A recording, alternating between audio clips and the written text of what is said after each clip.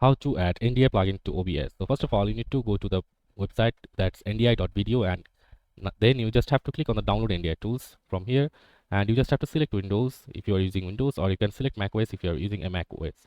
So after it's finished downloading, we will just install it on our PC. So it's already downloaded, and we'll just click on it and it will start downloading. So now it will open the installer. As you can see, it's already opened.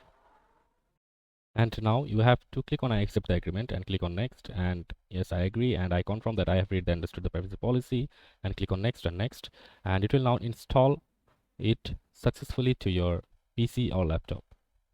So now it's successfully downloaded. So then you just have to simply give out some information here. So let's just give the information here. Email, let's just give my email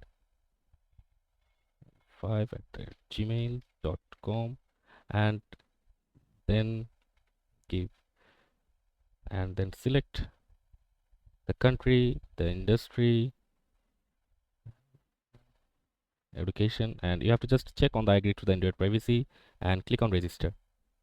And finally, you will now redirect it to the official dashboard of NDI tools, and then now you just have to open another browser and search for this specific link. As you can see, github.com/distro-av/releases/tag/6.0.0, and you just have to scroll down from here and look for the zip file, and you just have to click on the zip file and it will start downloading. And after that, you just have to go to the downloaded folder, and then you just have to extract all, and then you can see the data and OBS plugins from here. Then now you just have to go on to the program files where you just installed the OBS. So after going to the program files, you can just go to the OBS studios from here and just copy the data and OBS plugins from here and just paste it here. And after that, you can just look for on the OBS studio on.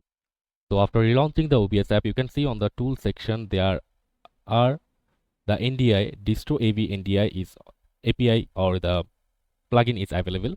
So that's it for this video. See you on the next one, guys.